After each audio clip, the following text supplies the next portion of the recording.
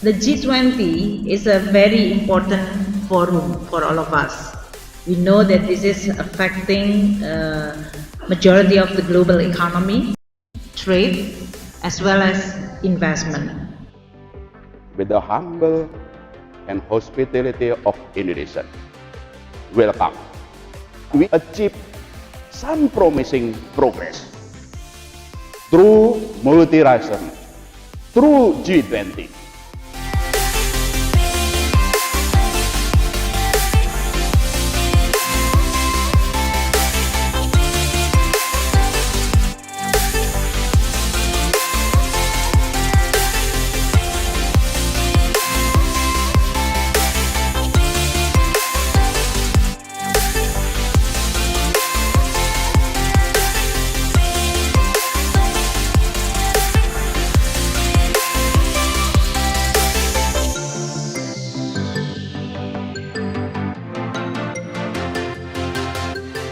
Rich culture. There are many things Indonesians are proud of. One-of-a-kind photogenic spots spread all over the nation, unique wildlife, magnificent cultural heritage, and the most recent one, the G20 Presidency. Indonesia is proud to hold the 2022 G20 Presidency. As a multilateral forum connecting the world's major economies, the G20 holds a strategic role in securing global economic growth and stability. Together, the G20 members represent more than 80% of world GDP, 75% of international trade, and 60% of the world population. And 2022 is the year that Indonesia plays a major role in leading the G20 discussions on various global issues. Not an easy task amid a global pandemic that still continues after more than 2 years. Holding the presidency in this unique moment where countries are struggling to bounce back from COVID-19, Indonesia introduces Recover Together, Recover Stronger as the main theme of its presidency. As a step toward an even, sustainable recovery, 6 priority agendas are introduced in the finance track. Exit strategy to support recovery, addressing scarring effect to secure future growth, payment systems in the digital era, sustainable finance, digital financial inclusion, and international taxation. Through these agendas, the Indonesian presidency aims to engage all G20 members and invitees in discussions and deliberations that goes beyond just the interest of advanced economies. Considerations also need to be put for other countries that may still be struggling to manage the pandemic. Because coming out of the pandemic, no one should be left behind. Recover together, recover stronger.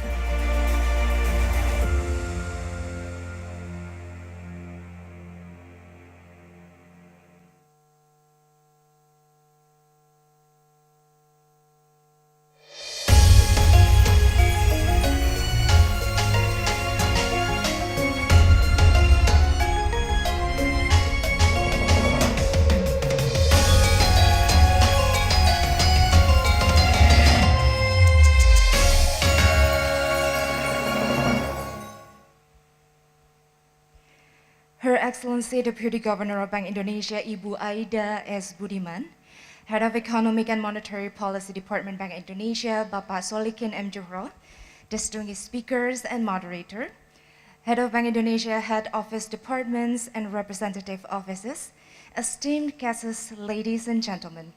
Assalamualaikum warahmatullahi wabarakatuh. Shalom, Om Swastiastu, Namo Buddhaya, and good afternoon to all of you. Allow me, Widyadani Hapsari, to be the MC for today.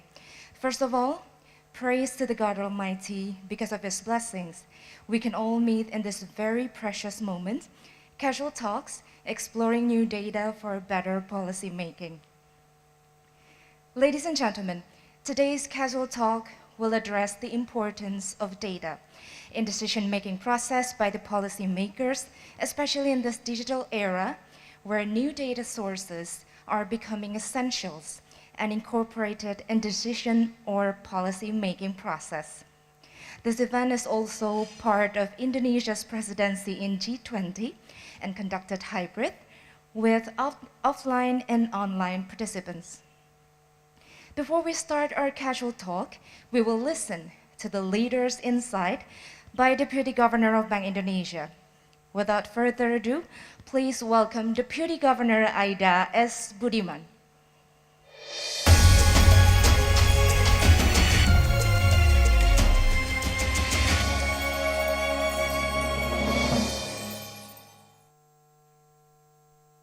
Bismillahirrahmanirrahim. Thank you, Mbak Rani.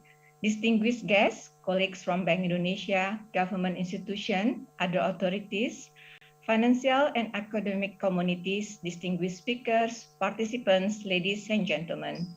Assalamualaikum warahmatullahi wabarakatuh. Greetings and good afternoon. It is with great pleasure to welcome all distinguished participants to the Bank Indonesia G20 Finance Trackside events, casual talks on exploring new data for better policy making. This event is part of a series of seminars being held simultaneously with the main event of the G20 Finance Minister and Central Bank Governors meeting during the 15th to the 18th February 2022.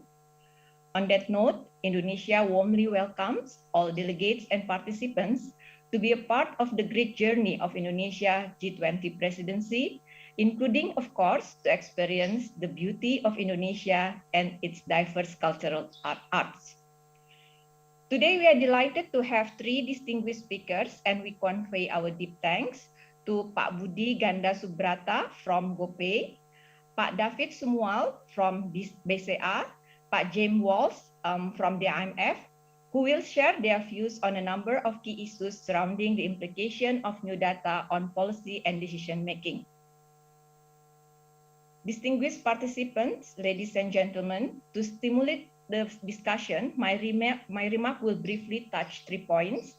First, strategic scanning on the global economy, and then the role of the data, and lastly, about the recent practice of data utilization of current economic setting. Let me first begin with the short scanning of the strategic environment we are confronted with. The global economy is now on the recovery stage after withstanding the crisis like no other caused by the COVID-19 pandemic. However, we are not out of the woods yet, as the course of obstacles, including the spreading of the Omicron variant, the persistence of supply chain disruption, rising inflation, and built-up geopolitical tension become the headwinds for the recovery.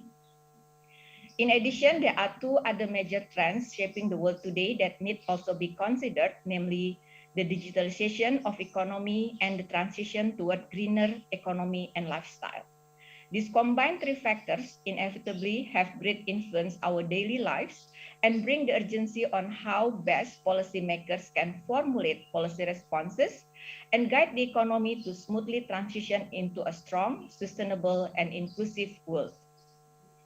To answer these challenges, it is imperative that we understand the data, the new oil in the digital age. We have witnessed how innovation and new technology have been developed rapidly. Advanced technological platforms are enabling new business models, thus facilitating easier and swifter interaction between consumers and business. In fact, in our daily life, we just using our mobile phone to purchase our necessity, and it's just being delivered in front of our door. Improved payment system and infrastructure offer seamless transfer between economic agents. And Indonesia will also so big about this, so as we try to make sure about the retail payment using the QRIS as well as the BI-FAST. We have seen how the Internet of Things and mobile connectivity have facilitated the use of detailed data on the monitoring of activities. Artificial intelligence has provided huge support in analyzing the large amounts of data and how the cybersecurity has now become a new threat. But this is only the beginning. The progress of technology opens to many new windows and challenges us on how to use powerful data for our benefits.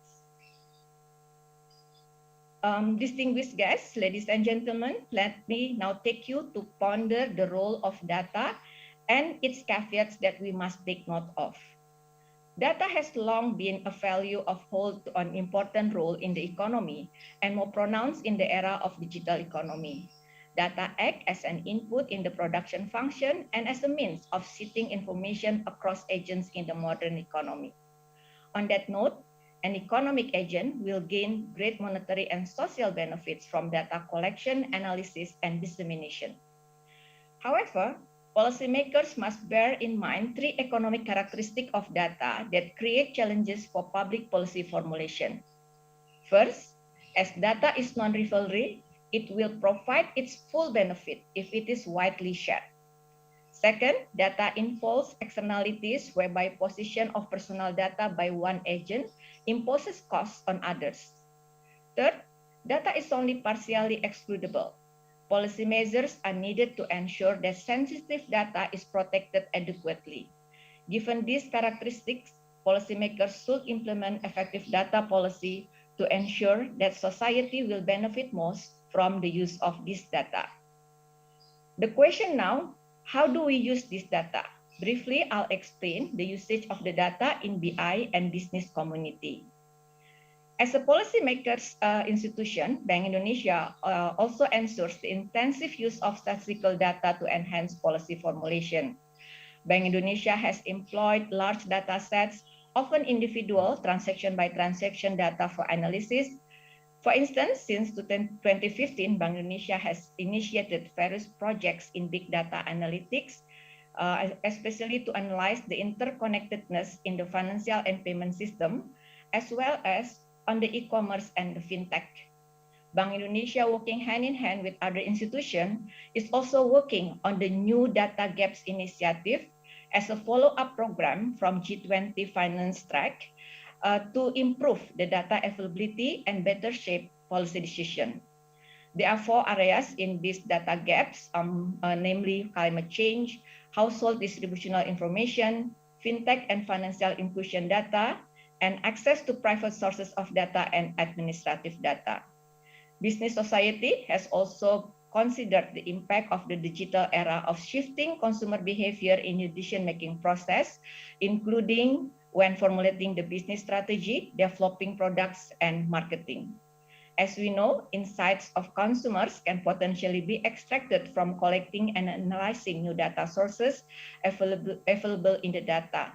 The trend must to be recognized and so as we can make proper adjustment if it's needed. I think Pak Budi and Pak David will tell more about this issue. Distinguished guests, ladies and gentlemen, against this background and understanding the complexity of data in the digital era, it is our pleasure to have three respectable speakers, Pak Budi, Pak David, and Pak Jim, who can enlighten us on the issue of exploring new data for better policy making. Our speakers will speak on the impact of data and policy making in business, banking operation, as well as in the macroeconomy. We hope to learn from their different perspectives on data usage by business and policymakers and gain some insight on how to better exploit this data for effective policymaking. With that, let me conclude my speech. I wish you all a pleasant and fruitful seminar. Thank you.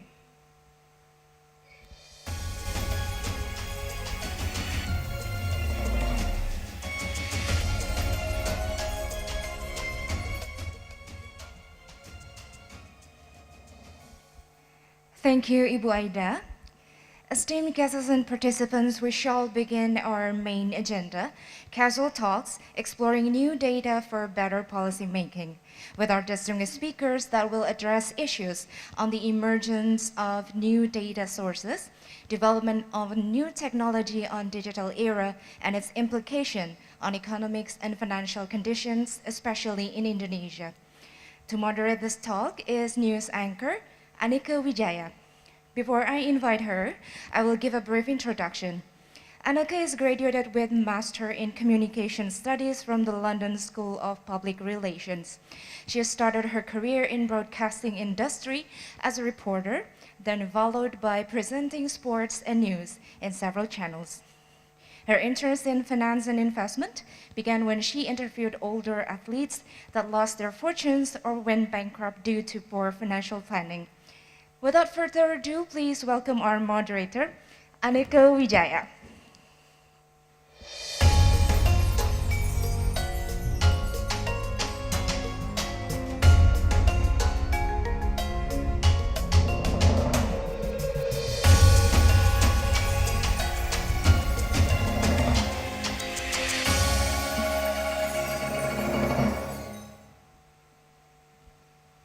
afternoon, ladies and gentlemen. As we know, today, data is the most valuable thing, not only for production, but also for shifting information to the modern economy. Recent development initiate that acceleration of digitalization leads us to a massive data production. Either it's about consumer behavior or social activities. The new data should be analyzed properly to guide us to a new knowledge and, of course, growth of economy. From the perspective of policymakers, the conventional or the old ways might not be suitable anymore. And from the business or decisions makers, digitalization has a huge impact. Either it's for production or for the business itself. We will talk deeper about it on this panel with me, Anneke Wijaya. And without waiting any longer, I would like to introduce our three prominent speakers of today. The first, I would like to invite our first speaker. He is Chief Economist of Bank Sentral Asia, Mr. David Sumual.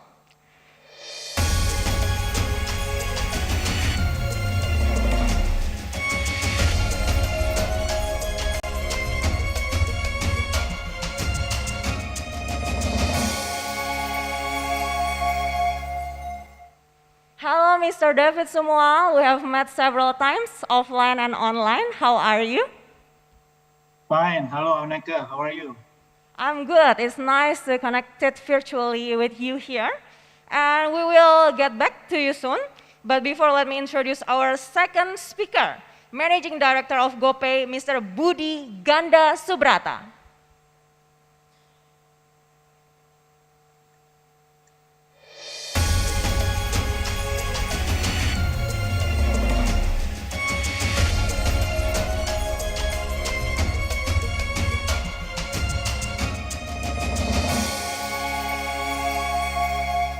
Before, he works in Midtrans and Ericsson in Singapore and Netherlands, and he is also active in communities such as Kadin and become the Secretary General of Indonesian FinTech Association. Hello, Mr. Budi. What a pleasure. Hello, hi, Anneke. Thank you. It's a pleasure to be here. Pleasure to meeting you. Okay, we will back to you later. Let me introduce our third speaker, who is a senior resident representative or International Monetary Fund, or IMF, Mr. James Walsh.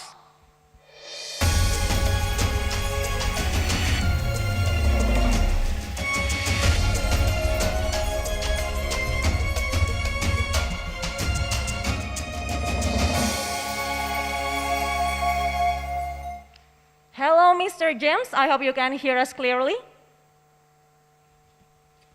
Yes, very clearly. Thank you.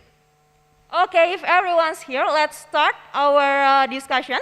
Let me start with a quick overview on our topic today, exploring new data for better policy making. As our speaker coming from different background, I'm sure we will have much benefit from their sharing today. So let's start with our first speaker, Mr. David Sumual. Banking is one of the leading industries that take advantage of new technologies. The digitalization era provides an abundant data set from banking activities. And what are the implications of new data sources for the banking business? And what are BCA's strategies to exploit new data sources for better decision making? Mr. David, the time is yours. Okay, thank you, Anneke. Perhaps the organizer can present my presentation.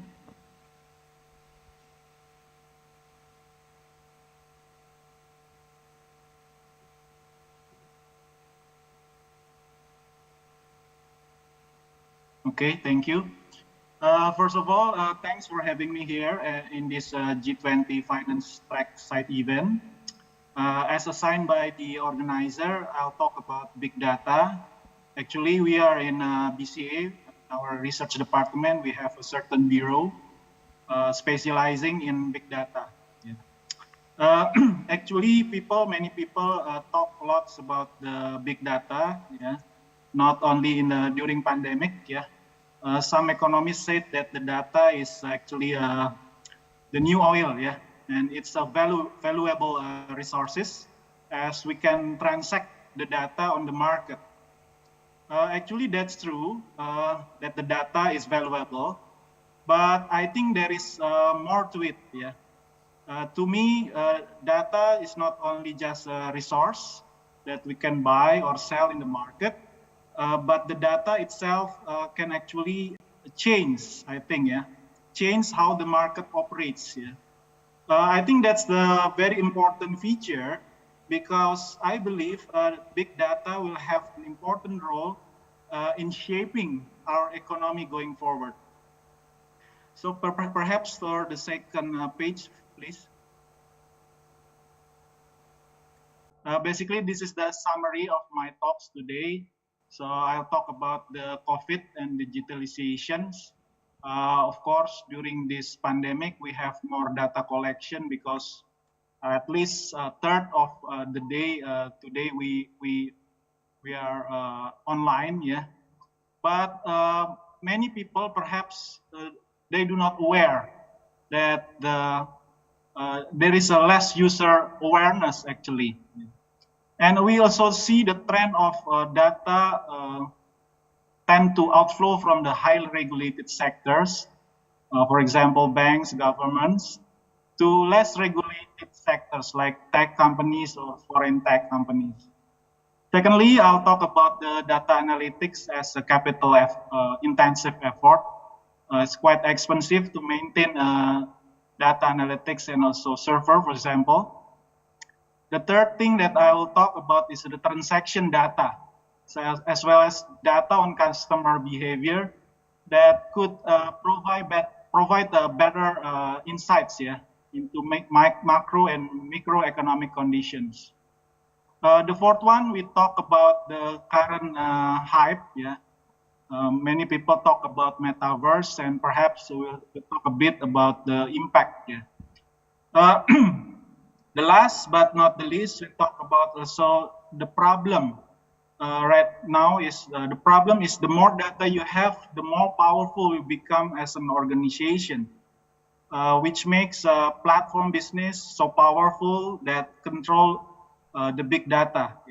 So that's mean we'll talk also the need to rethink and also to reinvent the regulation in the new digital era. Next. In this slide, I'll try to compare the data collections in past and present.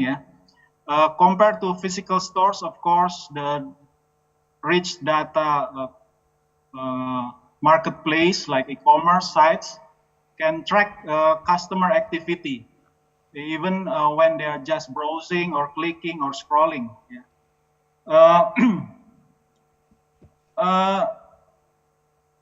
There is a problem actually right now. The market for hundreds of years, since all of this information in the market is very hard to extract, we only distill or extract our preferences into a price. So if we find the right price, a match can happen, but not everything can express in the price. There are many qualities that we have to compare in order to find the right product, and we just look at the price. We go only for the cheapest price rather than the best product, and of course this will create inefficiencies in the market. We are no longer actually just looking at the price. We are looking for so many other qualities of the products to find the perfect match. This is actually the role of big data. Perhaps if we 20 years ago, when our parents plans to do a vacation, they bought a catalog, travel book, hoping the picture will be same as in the picture in the catalog. So the risk is trying something new is really very high actually.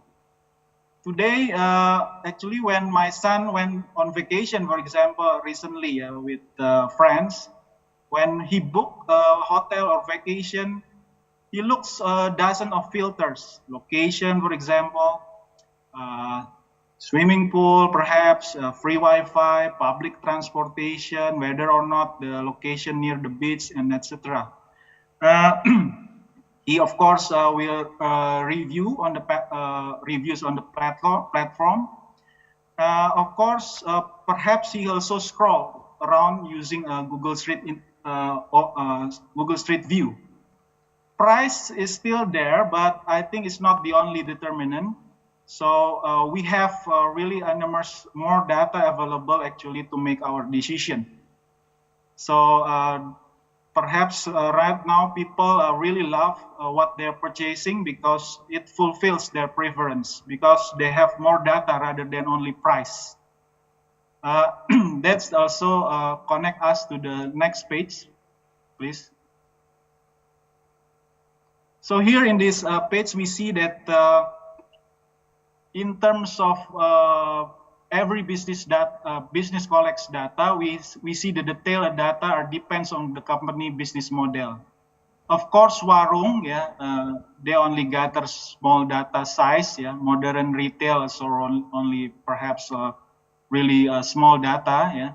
Manufacturing, and bank, of course, will gather much more data.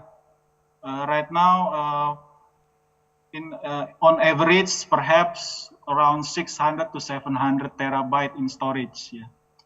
But there are outliers, of course.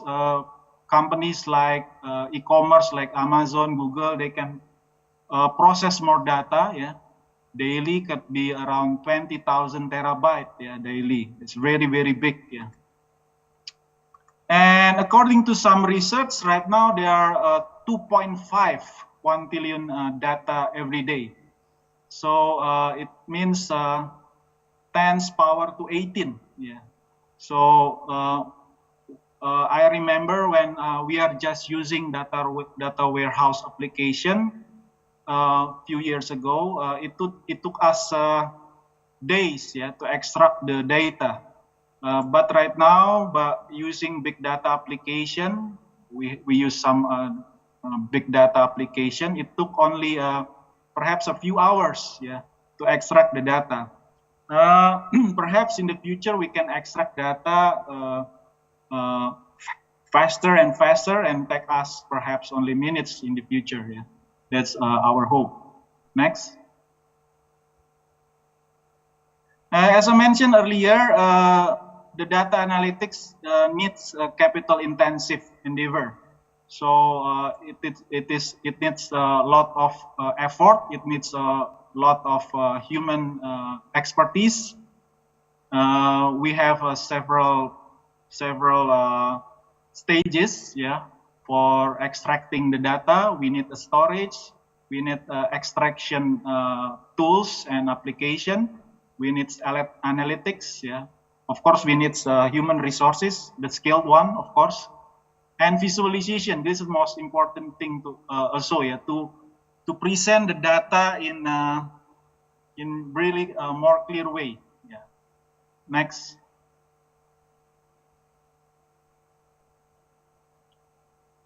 In this slide, we see that the big data is not only big, and how much data that we gather, but also we need shed light on the linkage, linkage, connection, and made discovery that we haven't made before.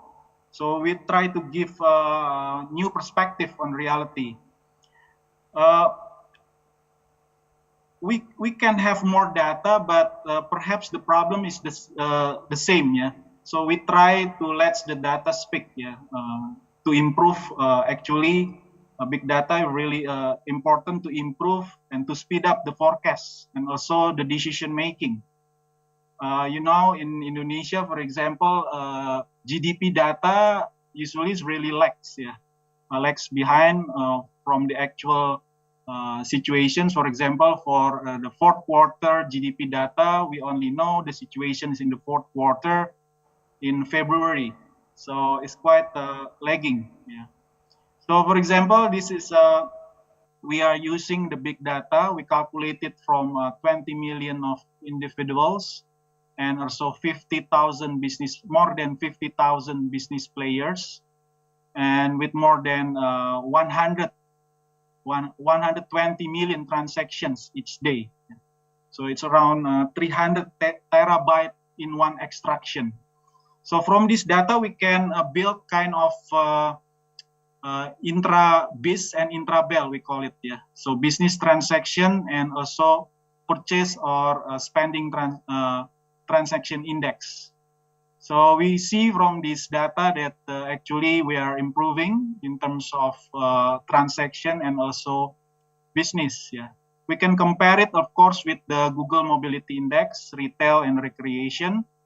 Of course, right now in the end of February, mid and end February, it will be affected, of course, with the restriction. Next.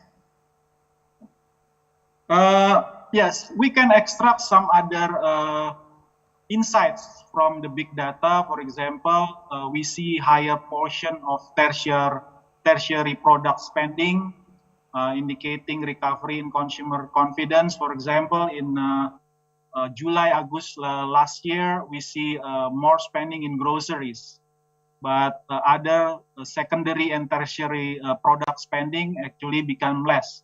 But in November, December, January, actually the situation keeps improving, and we see lower spending on groceries, but higher spending in tertiary and secondary product. In this slide, we can see also the current situations in 2021 and we see the trajectory from 2018, 2019, 2020, and 2021 in terms of how the economy evolves. Yeah. So we see in the y-axis we see saving rate, and the x-axis we see revenue growth of the companies. We cover around 50,000 of companies here. And we see the trajectory in 2018, actually more companies growing expansively. In 2019, and also the same in 2021, we see that most of the company growing conservatively. But in 2020, during the peak of the pandemic, most of the companies, they did consolidating. Yeah. So in second quarter, third and fourth quarter in 2020, more companies, they do saving, not only for the big corporates, but also medium-sized companies. Yeah. But in 2021, up to fourth quarter 2021, we see that the revenue growth of most of the companies already growing, and the saving rate actually lower than 2020 in the fourth quarter.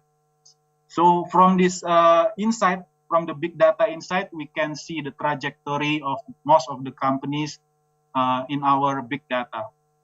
Next. In this, actually, we can see in this slide that we can learn actually a lot from the big data. Yeah. In bank, for example, the core transaction is just the tip of the iceberg. Actually, we can explore the customer behavior. We can explore also the other demographic profiles like gender, age, address, and etc. Yeah. So actually, previously, perhaps we got insights from statistical tools, but more and more, perhaps in the future, we will learn from the machine, yeah, deep learning or artificial intelligence. What difference from 1990s, that mostly rule-based AI, right now we have AI itself actually now driven by insight from the data. Yeah? So you can see the trend can be on that direction. Actually, big data remains, but now we see that better tools like machine learning, deep learning, artificial intelligence, we can try to tease out the insights from these tools. Yeah. At the core, actually, it's still the same. We still use the big data, but the tools keep evolving. Yeah. we have now better and better tools to analyze, and I hope that it can help us to make a better decision going forward. Yeah. When we know many companies then that use the AI or machine learning are those companies that currently winning. Yeah, we see in the global arena some companies that use AI and machine learning, they are gaining much more insights and much more profit actually from these insights. Yeah. Next. This is the data that we try to do. Yeah, basically we try to use, of course, all the customers they do KYC, and we can churn the data analysis from this KYC data. Yeah, and we can also help the business to manage risk and also to measure the customer experience at the right time. Yeah. Through the right platform, of course. Yeah. Next. And previously, perhaps I haven't mentioned also that banks also started to incorporate new technologies, yeah, to enhance customer experience and also back office operation. We use conversational bots for basic requests, for example, and we also have perhaps in future, yeah, we'll try to introduce biometrics and other new technology. And of course, as I mentioned before, we try to also use machine learning, yeah, to detect perhaps fraudulent patterns going forward. Yeah. Next. As I mentioned before, big data is more punctual and accurate than survey from statistical agency, for example, and more easily available actually. If we can use it, we can see from this data different source of data perhaps might provide information and capture different segments. Yeah, and it will give more picture about our economy. Next. Lastly, of course, today during the pandemic, data we as I mentioned before, more people on average spend more time online, yeah, every day. So like us today, and more digital data can be gathered recently. Yeah. So we can imagine how much data that we can gather if from metaverse. This is a hype right now. Many people talk about metaverse after Facebook changed their company's name to Meta. And this, of course, this data age actually will transcend every sector and every aspect of human life, I think. And perhaps you have already learned from news a story about AlphaGo. This is machine learning, yeah, created by Google Lab that can beat the champion of the most sophisticated game in a most sophisticated game called Go. Yeah. So from the game, actually, we can gain insights that we have actually played Go in the wrong way for centuries. And actually, that's we can find a new way of strategy that the AI made it feasible to play Go. Yeah. So actually, it's an insight that we humans have missed for centuries. So actually, it means that very much of human potential that we cannot reap only from the surface. Actually, we can try to tease out it from the big data. Yeah. So if you want to make a better decision, better, longer, and also better life, actually we can use available tools, including big data and also AI. And of course, there are some concern, yeah, especially with regard to the privacy. Yeah, so That's why I think more countries right now they talk in the parliament and try to produce privacy data law. Yeah. So like in Europe they have GDPR, yeah, General Data Privacy Law. I think in Indonesia we also try to discuss also about this thing. Yeah. Next. This is the last slide. Actually, big data and also the development of AI and also the development of machine learning and etc. We can create digital superstar companies. Yeah. But this is also could create a problem for the economy. Those who have access to a lot of data can run data-rich marketplaces, and data-rich marketplaces, of course, I believe, are far better than conventional marketplaces. And conventional marketplaces actually is inefficient in its matching. Thanks to data also, the data-rich marketplace puts the data into customer, so they can decide better. Yeah. Actually, we see that we have to handle some problems. We see that in the future, if the regulators then cannot do anything, it will be problem. Yeah, because data privacy. Yeah. We have also can face a problem of trade deficits on services and goods, because many companies that have data actually come from overseas. Yeah. And less effective economic policy can happen actually if we and more difficult to monitor if things are not regulated. Yeah. And of course, there is a larger gap of technology and value added, yeah, between developed country and also developing country. Yeah. So I think that's all. Perhaps we can explore more during the Q&A. Thank you very much, and I'll give the floor back to Anneke. Thank you. Let's have an applause for Mr. David Sumual. Okay, one of the most interesting things for me is in the fourth point that been said by Mr. David about the metaverse. That metaverse will be a game changer in data collection. So we will discuss more about it. But before we will be moving on to the second speaker, Mr. Budi Ganda Subrata.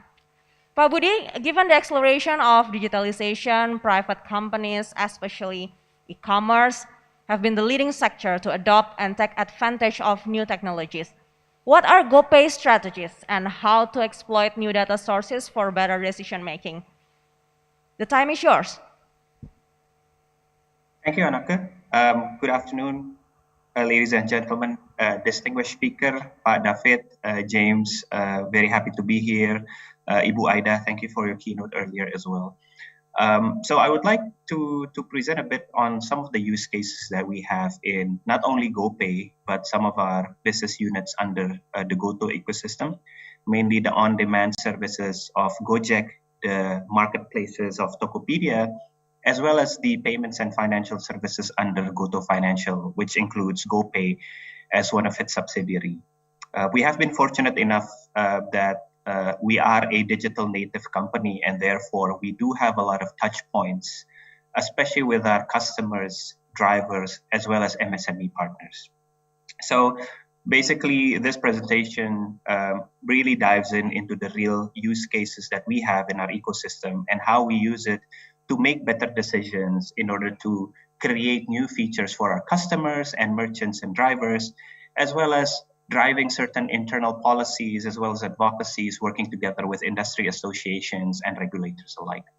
So if we can go on to the next slide, I would like to start, with the macro environment at the moment, because the world that we are living today is indeed full of high potential. Indonesia as a market obviously has risen as one of the world leaders in digital economy. Our population is mainly a very young population and therefore technically savvy. On top of that, the penetration of smartphone, mobile phones, as well as connectivity in terms of internet is actually quite high. As you can see in some of the report that was collected, there are multiple reports on this basically from the statistical body of Indonesia. There's also the report from Google Temasek Bain on the economy of Southeast Asia research, which shown Indonesia as a country does have a lot of potential because of this digital penetration in the form of smartphone as well as connectivity. There's a lot of opportunities to offer digital payments and financial services, but also digitally native services such as on-demand services, e-commerce, and others, which can provide touch points to collect data and insights of customers, merchants, as well as drivers, partners in our point of views. So if we can go on to the next slide, please. So the way we see the future trend, data-driven companies will have a competitive advantage because, as Pak David has mentioned earlier as well, the more data, the more insights that you can have, and you have the advantage of making better decisions based on the insights that you can get because of these data availabilities. As you can see, that data and analytics is actually integral to play a key role in making better decisions, not only to create new features or products, but also to improve the internal operations, optimizations of process and operations, creating better policies internally as well as externally as well. The data that is generated is also real time, so we can essentially make decisions from the get-go. There are multiple cases where the data that we use, we can make real-time decision-making process in order to create better business decisions for our customers and merchants. And also, there are parts in order to have these systems, data architecture needs to be built to ensure that the platform and the ecosystem are robust enough to ensure that we have enough not only manpower, but also data analytics engines to ensure that real-time data can be processed properly to have better insights. But ultimately, as a company with many data that can be associated with personal identifiable information, we need to have data governance functions as well as data management to ensure privacy, security, as well as resilience from cybersecurity threats. So these are some of the key principles that we have within our organization, and also where we see that companies that are digitally native and also data-driven will have a competitive advantage in the industry. So let's go on to the next slide, please.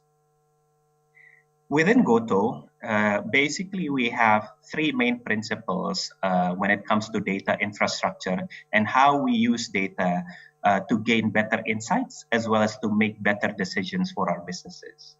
The first one is data technology to ensure efficient and scalable infrastructure to ensure timely and complete data. So the way we collect data, the way we gain insights from data, infrastructures to ensure real-time events as well as real-time insights to have a reliable end-to-end data pipeline as well. I will go on to the third point before I go on to the second point. Data team is also important. How do we build a strong and scalable data teams? So we do have data engineering team that helps in creating the infrastructure. We have data science team, which use academic theories, economic theories, real data science, statistical, mathematical theories as well to ensure we have learnings from the data that we have to gain better insights.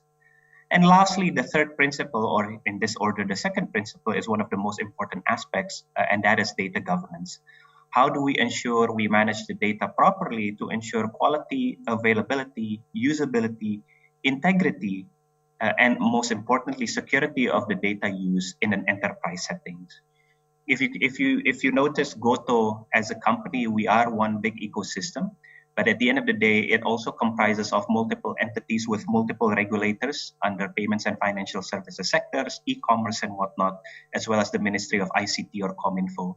So there are certain security standards, guardrails that we need to comply with to ensure that us merely as the custodian of the data, we are compliant with certain data security principles, as well as information security management standards to ensure that the data is being used properly and not for ill intent or unethical purposes. So on to the next slide. As I said earlier, in our ecosystem, we have been very fortunate enough to have multiple touch points with our consumers and merchants through our products, services, as well as business units. And these touch points actually provides better insight based on the data that we collect to support customers and the merchants for their daily needs. So if you can see on the left-hand side from our customers, we have multiple services that collects data on transportation through GoRide, Go Bluebird, or Go Car. We collect data on logistical behavior, geolocation when a person is using our logistics services such as GoSend. We know the average spending, the ticket size, the average order size, as well as the type of restaurants, the types of food that they like from the GoFood order, payments behavior that we obtain from GoPay, the sources of fund, the average balance, the average top-up size, how frequent the user does top-up, what type of merchants is preferred by the customers, and others, for example, bill payments, car transport, e-commerce and marketplace. And a lot of these touch points provide data and insights for the customer, which can be useful for us to provide better services for them. On the other side of the spectrum, for MSMEs, our merchants also provide a lot of information based on the touch points that we provide through our services. So check on incoming orders. We have information on the frequency of their orders. So we have information on the revenue, GPV, projections of income or revenue, the amount of customer queries. So how often does the merchant face certain issues or complaints? What type of complaints based on the customer queries that they face? The inventory, so we have an information on the stock and the inventory that the merchant has. The payment acceptance, what type of payment methods that are available, how frequent are the transactions in one outlet compared to the other outlet, as well as other touch points and data that we collect from the merchants. And ultimately, this can be used to provide better services to our customers as well as to our merchants when it comes to the product and the features that we provide for them. So next slide, please. Obviously, as a technology company, data processing is critical to ensure that we are able to create impact. As I said earlier, for our merchants, through these data, we can help them to grow their businesses. As I said earlier, some of the data that we gain on their outlets, the amount of transactions, the projections, we can tactically, for example, push certain promos or campaigns to generate demands from the merchants so we can help merchants to grow their business. And also complete visibility on their business performances. For example, what day of the week do they have their transaction the most frequent, or what hour of the day, which outlet on certain geolocation. So these are some of the behaviors that we can have insights on. For our customers, we can increase customer satisfaction by removing daily frictions, the payments flow, some of the transaction pages that we present, to see the churn as well as the funnel of the customer journey, the drop-off rate, the conversion rate. These are some of the information to optimize the customer journey within our app to ensure that they remain in our ecosystem and to ensure that the drop-off is also prevented, as well as increasing the conversion rate of the customer in the example of payments, for example. And lastly, for our Gojek driver partners as well as GoRide driver partners, we can help to increase their income by better order allocation to ensure that the demand generation is proper based on the active rate or the geolocation of the driver, so that drivers can be better positioned to ensure that there are better fits for certain orders, be it orders of food, logistics, transports, and other services that we can offer to our driver partners. So these are some of the real-world examples on how we use data to increase and improve the livelihood of our merchants, driver partners, as well as customers on their daily needs. So on to the next slide. This is also one of the examples on how we process data to ensure or to improve the experience of our driver partners. So for example, this is just an illustration of the analysis that we do based on the conversion rate of GoRide bookings. As you can see in Jakarta, there are several data that we see on certain conversion, and the red dots is actually indicative of certain issues that may be faced by not only drivers, but also customers when it comes to conversion rate. So based on this information, we are able to deploy or target and have a targeted effort, as well as push certain features to ensure that we focus on certain areas that might have an issue based on these heat maps. So for example, based on these heat maps, we deploy better allocation. We increase incentives for the drivers to be allocated in these certain locations as well, to ensure that the experience from the user point of view is not detrimental and will have a better conversion rate on driver order. So this is example number one. Next slide. This is also a use case where data analytics is used to launch certain experiments. So we do have a control group within our production environment that, for example, if we launch certain experiment, we can see the immediate impact on the orders. So this particular example, we launched an experiment in January 2018. And then we can see that in the following month, it actually reduces order. So based on the data that we collect, this is an example of how experiments can be used to improve our services, and also experiment to ensure that the theories that we gather are properly tested and validated. In this case, our theory, unfortunately, did not meet the expectation because the feature actually reduces order. So we decided to continue with the status quo and not continue with the experiment, which may result in decreasing orders. Next slide. And this is the use case of data analytics and data presentation to our MSMEs to ensure that we are helping them grow. So we do have a dashboard that visualizes some of these data. So for our MSMEs, especially those who have multiple outlets, we do present a view on their transaction behavior, to see demands on certain products that are high in demands, to identify sales time dynamics and trends. For example, which time of the day or which day of the week that has more demands for certain outlets, for example, so that we can target certain outlets or certain times or certain days with demand generation initiatives such as promo or campaigns or cashback to help merchants grow some of their businesses in some of the problematic areas or times or even outlets. So this has proven to be super helpful for our merchants, especially in giving impact to grow their businesses based on the data insights that we collect on an outlet level, on an SKU level, or even on a time level to identify where the problem lies for a lot of our merchants. Next slide, please. So going back, I think the theme of today is how can we explore data for better policy making. As I've mentioned earlier, right? Data actually helps us to answer questions to determine what's the best policy to move forward. So in our case, the example that I've shown is mostly on better decision making, better features, better flow for our user, merchants, as well as driver.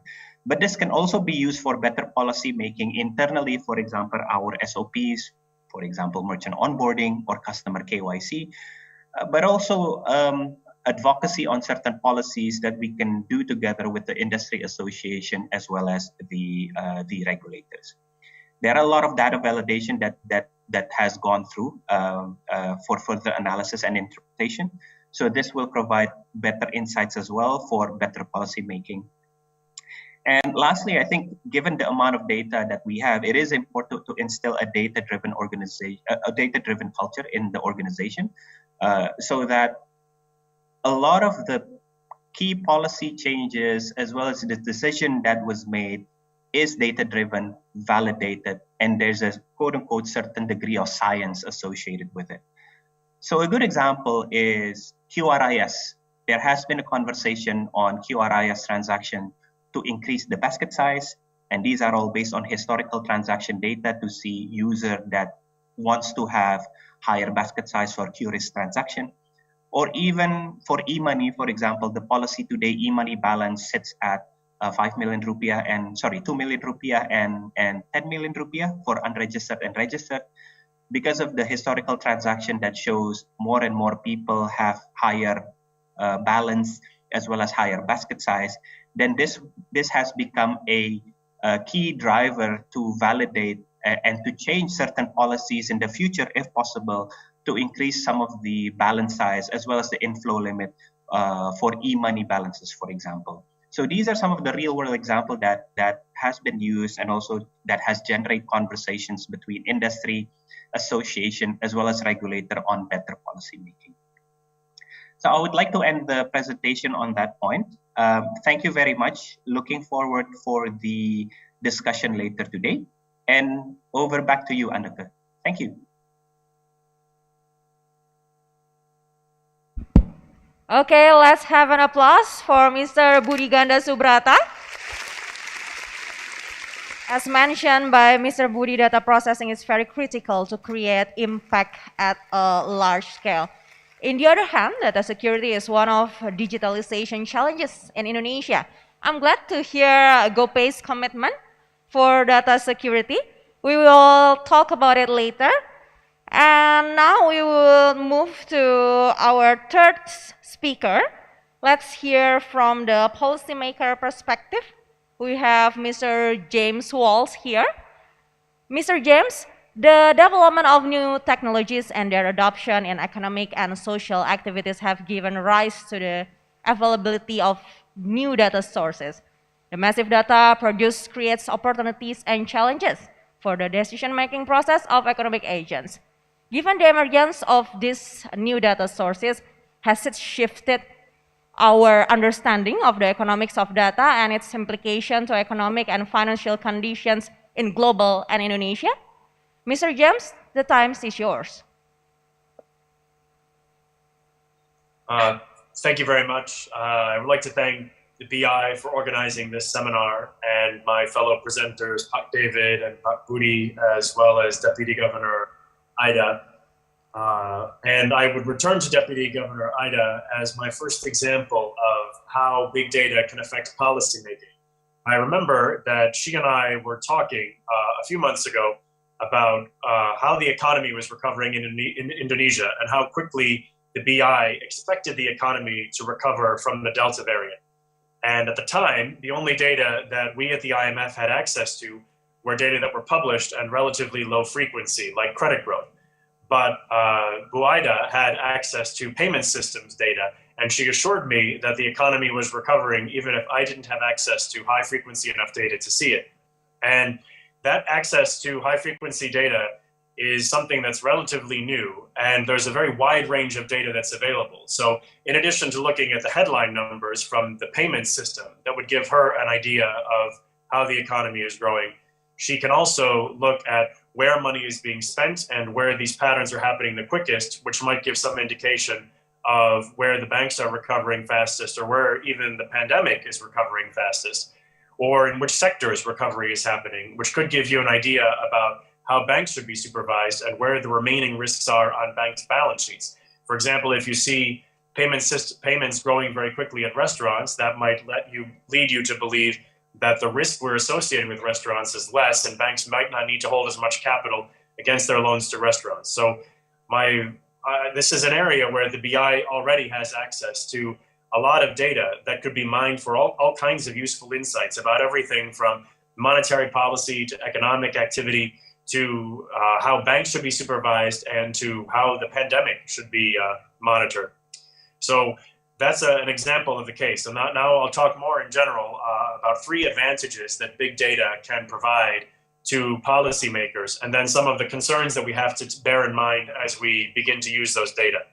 So the first advantage that big data can provide is evidence-based policymaking, that we can use these data to have a comprehensive picture of what's going on, and that picture is wider and faster than what we might otherwise have. So for example, you can use online sales data to see the effect of supply chain disruptions. So one thing that people do with that is in the US, people were able to see how are delivery times rising as these supply chain disruptions happen, and you were able to see where in the country is most affected by these supply chain disruptions and begin to see the effect on prices that would come through from there. So as private companies begin to have more and more of these data, as long as they're sharing them with policymakers, which is an issue I will come back to, then policymakers can have access to an unusually wide range of data that allows them to make policy decisions based on evidence rather than just guessing where things are going to happen. The second way that big data and the greater granularity of data can help policymakers is by giving us a better idea of how to design programs. So before, we would think about how a program would work. So for example, thinking about how to distribute emergency assistance after a tropical storm. And you would just think, well, these people live in this area and these people live in this area. This is how many emergency kits we would need to apply. But now you can tell from cell phone data or from Twitter or from all kinds of other information on payment systems, the amount of sales made in gasoline, how many gas stations are open, how many electrical lines are down, where the disaster is happening. So it allows us to better tailor a lot of public sector programs to make sure that they're going to the right recipients. And this also allows you to run experiments where you can try to do the program in two different ways and see which one works better. So you might try to distribute food aid in one way and financial aid in another and see how this works, and you can compare the results afterward. And it's just easier to collect those results data than it's been in the past. So it also allows us to improve the design of public programs. And third, it reduces the cost of evaluating programs once they're done. So when you look at something like in Indonesia, for example, there's been a lot of support that's been provided to small and medium-sized enterprises.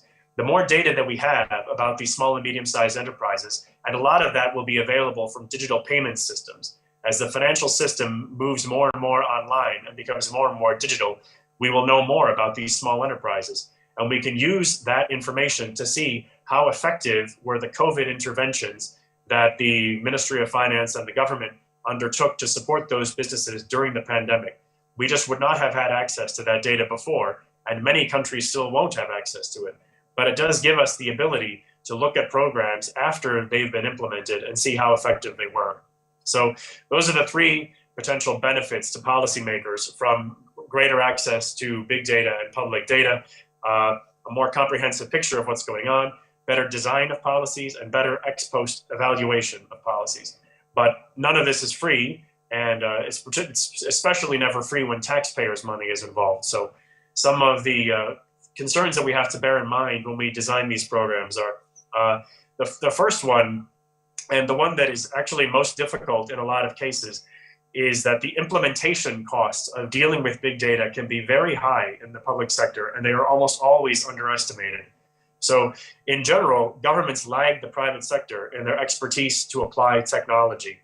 And this can be true in everything from the skill of the employees who are going to work in the public sector versus in the private sector, in the hardware that they're using, in the software that they're using. Part of this is because public sector employees tend to have longer tenure. Training them can often be more expensive. Because of security concerns, public sector networks tend to be better protected and more expensive to update than private sector networks are. And there's a budget process that governments have to go through that's more onerous and more difficult than it is for the private sector. So in general, we find that these resources tend to lag in the public sector. So adopting new digital technologies is often more time-consuming and more expensive in the public sector than it is in the private sector. So an example of this was a few years ago, the United States government did a survey of federal employees, and it asked them, how important is technology and data to your job? And do you think that your staff are up to using technology and data?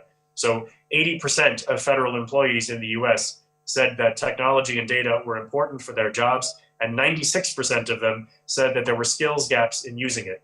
So addressing these skills gaps is a very big problem in the public sector. So the second concern after that is that changing the focus of government interventions can also be challenging.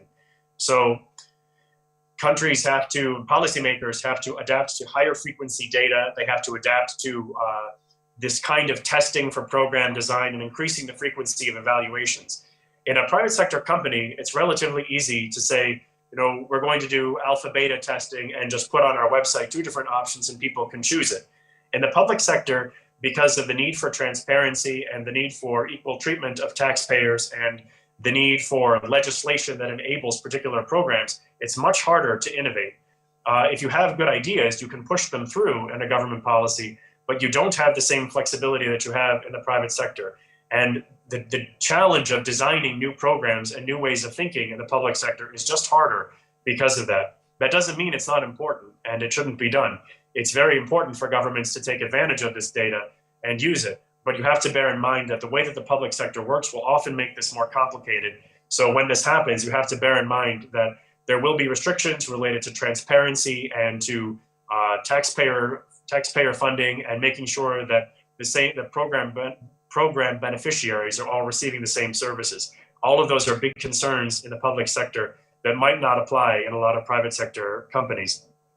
And the third thing is, so actually an example of this that I was going to cite was the Federal Emergency Management Agency in the US tried to use big data to figure out where natural disasters were happening and where they needed to direct aid. So what they did was they allowed people to send pictures or short text messages to FEMA to try to help them know where to channel their assistance. So what happened was, as soon as there was a disaster, FEMA's servers were overwhelmed with data from disaster areas. So they didn't have enough people to look at it when the data actually came in, and they didn't have the hardware capacity to assess all of this quickly enough, and they didn't have the new budget necessary to hire people and train them to do this. All of this is easier in the private sector, and it's much more challenging in the public sector, and requires a lot more advanced planning, working with legislators, working with regulators, working with transparency advocates and lawyers. So it becomes much more difficult to do this for policymaking. FEMA eventually found that this wasn't particularly helpful, and that it was easier just to rely on agents on the ground, and they disabled the program over that. So the last thing I would say is that concerns about privacy are also a real issue in the public sector. These are also an issue in the private sector, of course. In the public sector, it kind of works in unusual ways, though. So an example here is that medical data in most countries is highly protected. And it seems like the ability to move medical records online should provide a huge benefit to governments and to government researchers in thinking about how treatments affect different populations, how we should channel hospital resources in the event of a pandemic, and a lot of other benefits. And all of these are great ideas, and all of them are possible, but they're all expensive and they're all complicated. So the United Kingdom tried to standardize record keeping across medical records a few years ago.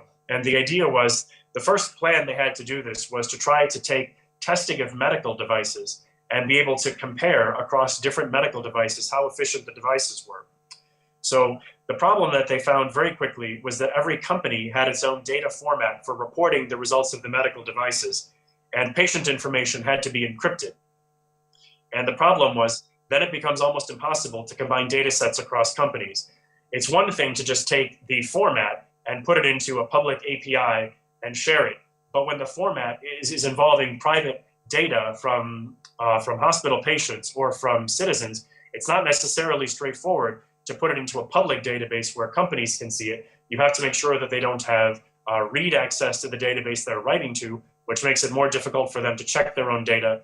And it just becomes a very complicated process to make sure that everybody is using the same data encryption formats while you're also protecting confidential information that can't be shared from one participant to another. So one way to get around this is to have the government set standards that everybody uses, set standards for submitting medical data. But the problem with that is that it becomes very difficult to design it, and a one-size-fits-all kind of definition isn't going to make anybody happy either, because then you'll have companies that say, well, we need additional data on this kind of patient, and other companies will say that's completely irrelevant for us. So you wind up with either a massive bureaucratic form that fits everybody but is impossible to use, or a form that fits no one. So it's very difficult to find a happy medium in between that is useful for the providers of the data and for the government to digest. So that's the third set of concerns. So just to reiterate those, the first one is implementation cost in terms of staff training, and data storage is an issue because these data sets tend to be very, very large, and that can be quite expensive. Changing the focus of government interventions to make sure that policymakers understand how big data changes not only their ability to draw conclusions, but the procedures that they have to use. And third, concerns about privacy and transparency and making sure that customer data, in this case of citizens, is protected at the same time while you're making sure that it can be used. These are all difficult challenges in the public sector that can take some time to overcome, but there are ways around them.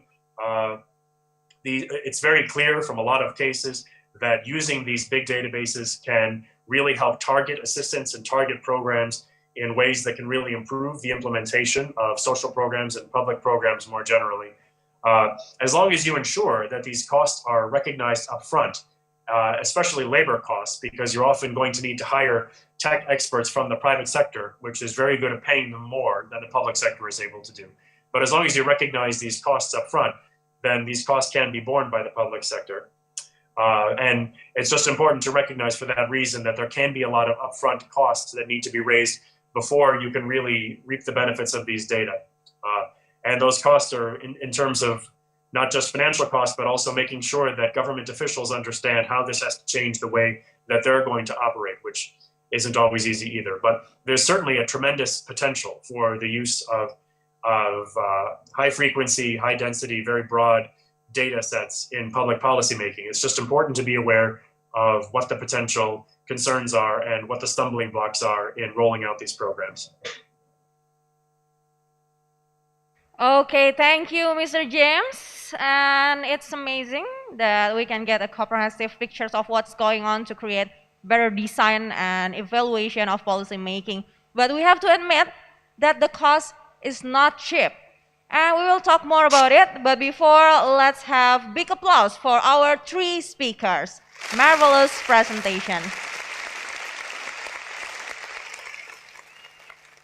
Okay, the next session is the Q&A session. I will give 3 chances for the audiences to ask directly to our speakers. So please raise your hand and tell us your name and organization. Okay?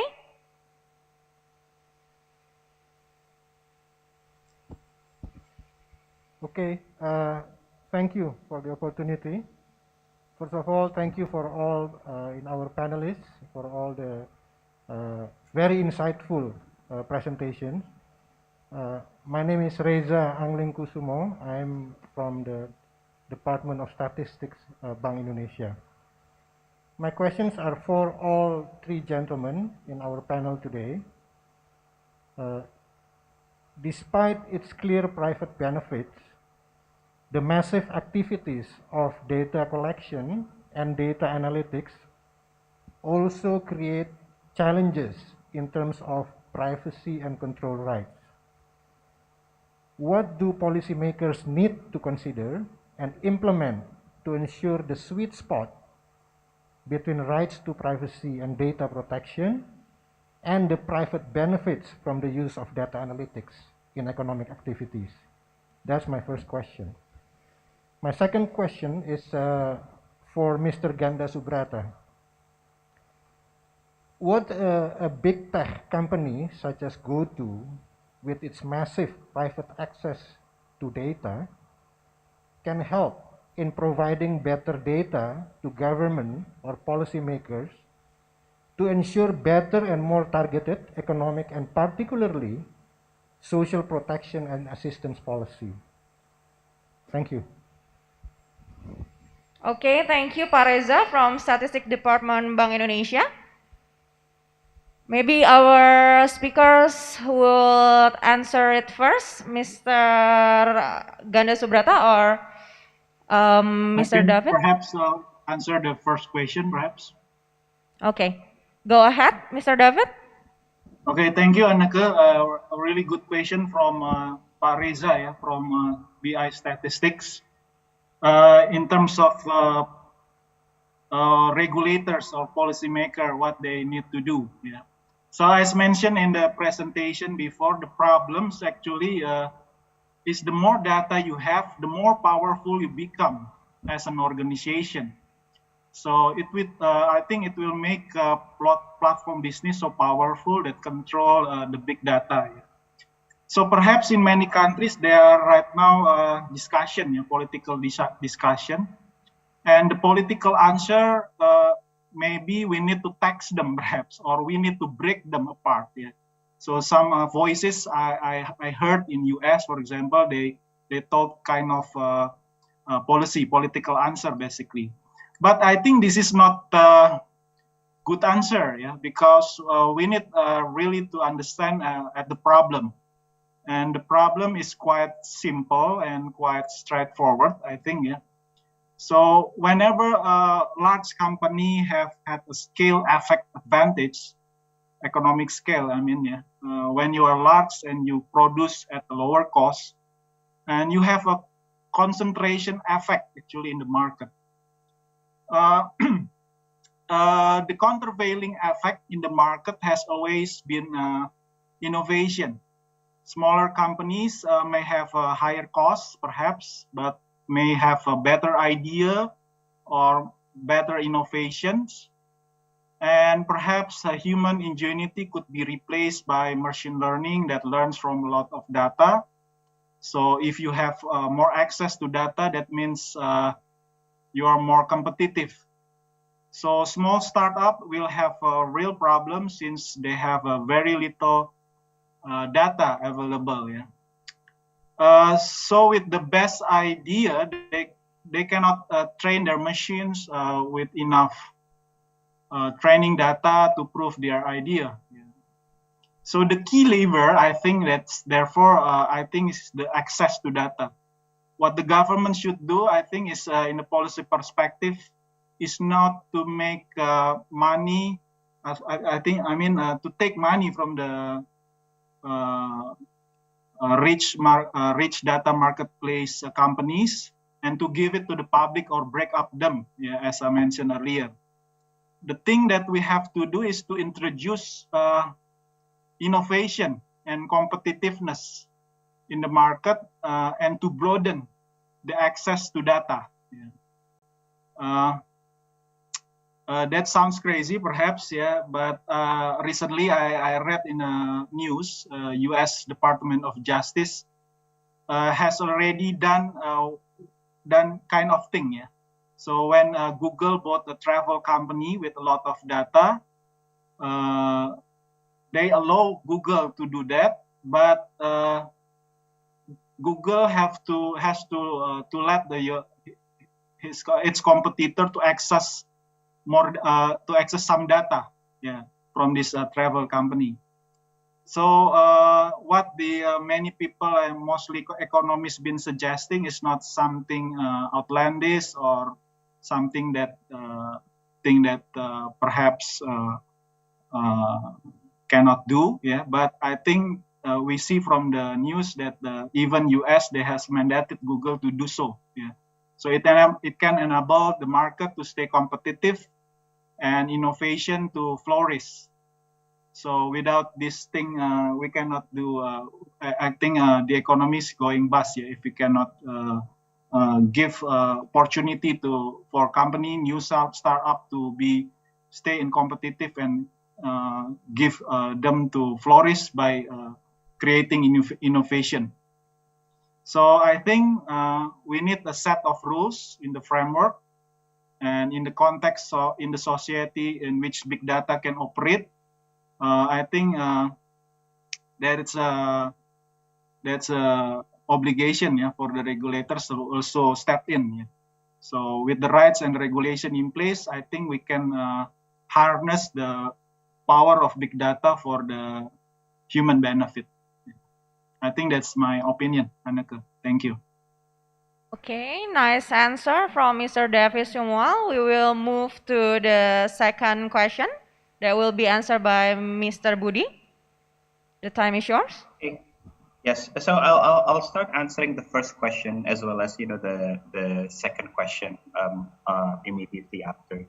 So to answer your first question, what can regulators do? I think it's a very good question, and there's also the challenge of hitting that sweet spot between ensuring there are proper governance in place, but at the same time maximizing the effect for benefits for the users or the customers. One thing that I can probably share is from a regulatory standpoint, at the end of the day, it's all about principle-based. The idea of creating regulations to be not completely restrictive, but flexible enough to ensure that the spirit or the concerns are being addressed. And I know this is very fluffy and high level, but as an example, for example, let's use KYC or CDD for AML CFT principles, right? As a very concrete example. Today, or at least the old regulation states that as a financial service provider, you need to collect data face to face. This is where the face-to-face KYC for certain financial institution is being done. But the good news is today the regulators recognize that technology has enabled some of the risk to be mitigated through technology. So the spirit of doing face-to-face KYC and collecting the data on that point can be replaced with technologies such as real-time verification, facial recognition, liveness checks, and whatnot, which in spirit really fulfills the risk associated or the problem statement on why face-to-face KYC was mandated in the first place. That also relevant with data, right? At the end of the day, we can agree from the industry point of view and the regulators' point of view that we are industry, or at least someone who has access to this data, in this case, Goto, is merely a custodian.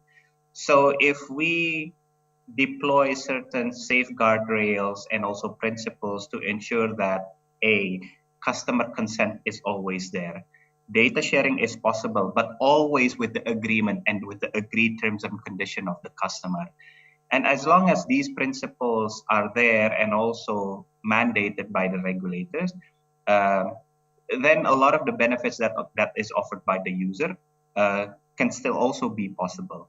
So I think it's all a matter of how can we ensure that some of the basic principles of anti-money laundering, consumer protection, risk management perspective, as well as information security standard principles are met. Then by itself, hopefully the practicalities and also the implementation in the industry will in itself meet some of these requirements. So that's the first questions on what regulators can do. The second question, big tech such as Goto, GoPay, Tokopedia, Gojek, how can we help to drive better policy? And I think using your very specific example on social assistance policies, and I guess in this case, Bansos. So we do have real case scenarios where we have worked with Kemenko, for example, for the Kartu Prakerja program. We do have data that we use to generate insights on how the grant or the social assistance program have been used, what type of transaction, because everything is in our ecosystem. And obviously there's a non-disclosure agreement between our organization as well as the regulators to share this information to ensure that better targeted social assistance programs are being done. So that's one very concrete example. Another example, which is not related to social assistance policy, but a very concrete example that I can share is that in the past, I think probably everyone can remember that there was a thinking to ban motorcycle to go through certain protocol roads, specifically Sudirman and Tamrin in Jakarta. And I think for us, Goto back then through Gojek, we presented a number of scenarios where if motorcycles are banned from certain geographical positions in Indonesia, not only it will have a detrimental effect on the driver and their income, but also some of the MSMEs, GoFood MSMEs that are reliant on GoFood delivery for orders, especially during daytime. So these are some of the data points that we presented to the government, especially regional Jakarta government back then, to ask them to reconsider their position or to reroute some of the prohibited areas as well. And through that data, we really showed real world impact on some of the MSMEs in that area, as well as the driver partners on their daily income as well. So these are some of the real world examples that we have done. And obviously there has to be a bilateral arrangement between our company and the government. But again, there's a lot of possibility and use cases that we can do as well. I hope that answers your question, especially on the first and the second question. Thank you very much. Okay, let's have an applause for Mr. David Samuel and for Mr. Budi Gana Subata. And Pak Reza, I hope the answer from our speakers are enough for you. Okay, too bad our time is very tight, so we will give one more chance for one question. Please raise your hand and tell us your name and organization.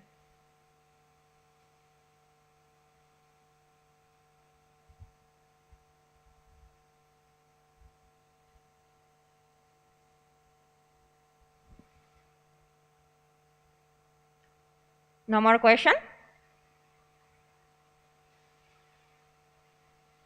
Okay, go ahead. Thank you. It's an honor for me being here to learn new informations about new data for better policy making. My name Ibnu from Ministry of Development Planning Agency. Right now we are in the middle of formulating Indonesia annual work plan for 2023. As the first step, we have to set the target for development goals such as economic growth rate for 2023. In this uncertainty of economic due to pandemic, how the new digital data explored can give more information to assess the downside risk of this uncertainty, namely low global growth rate, commodity price moderations, normalization policy, etc. Are there new approach to this issue? That's two of my questions. Thank you very much. Okay, Pak Ibnu, this is the question for our speakers, which is Mr. James or Mr. David.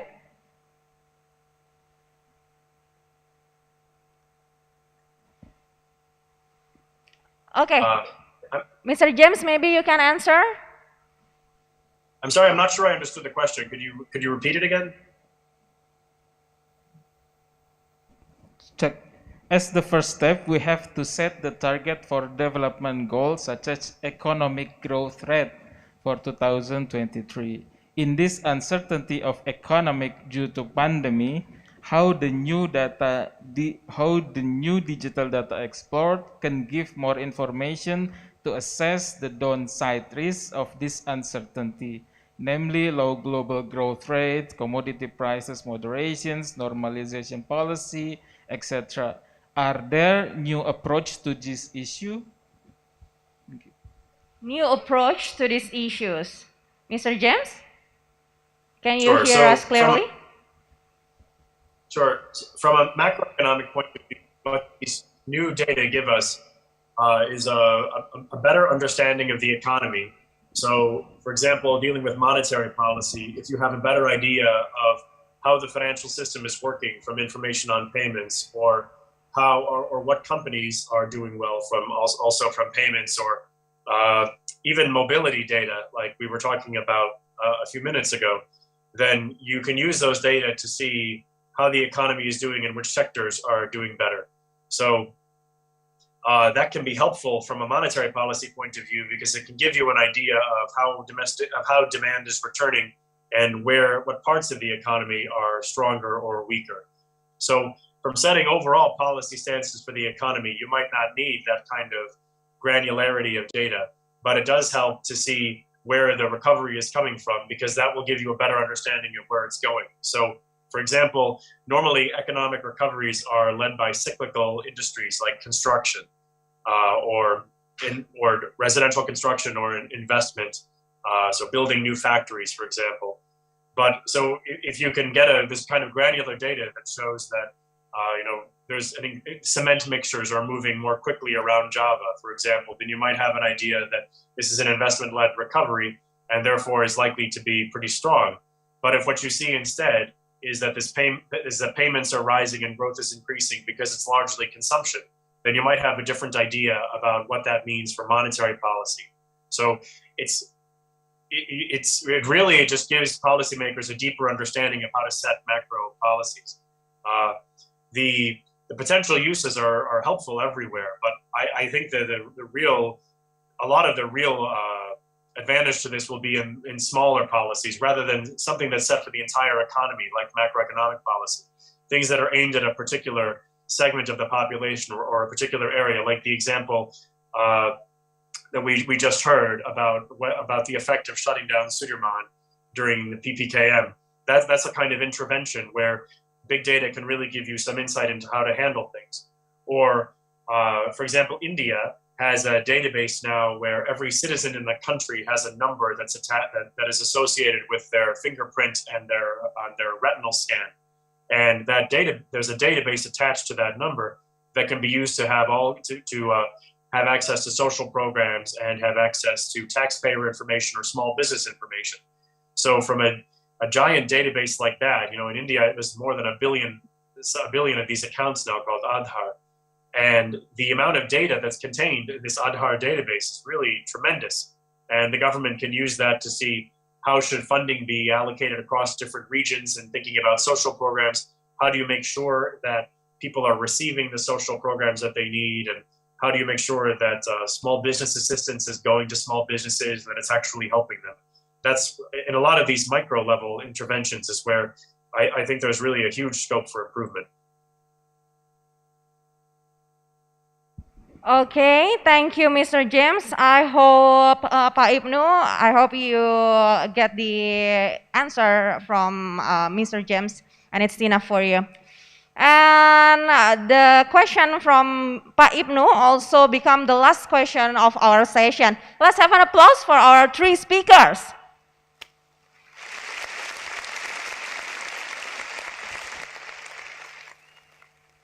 New era of big data is like a new door for every possibilities, a hope to our economic growth. What matters the most is how we use it for the benefit of our country and the world.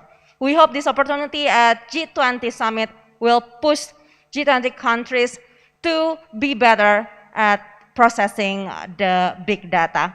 Thank you for the time of all the speakers, Mr. Budi Gana Subrata, Mr. David Sumua, and Mr. James Walls. And also thank you, ladies and gentlemen, for your time, and all the audience from the Zoom. And also for Mrs. Aida S. Budiman, thank you for the chance and thank you for having me. And let's meet again in another discussion. My name is Anaka Wijaya. See you on another event.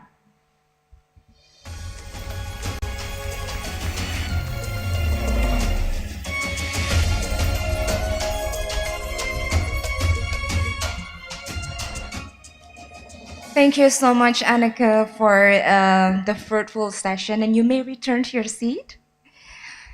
Thanks again to our speakers, Bapak Budi Ganda Subrata from GoPay, Bapak David Sumwal from BCA, and James P. Walsh from IMF Representative Office Indonesia, and last but not least, our moderator, Annika Wijaya. Ladies and gentlemen, this is the end of today's event. On behalf of the committee, we thank you for joining us both offline and online. Hopefully this event will be beneficial for everybody, especially on the important issues discussed. I'm Widya Rani Hapsari signing off. Wassalamualaikum warahmatullahi wabarakatuh. Good afternoon and stay safe.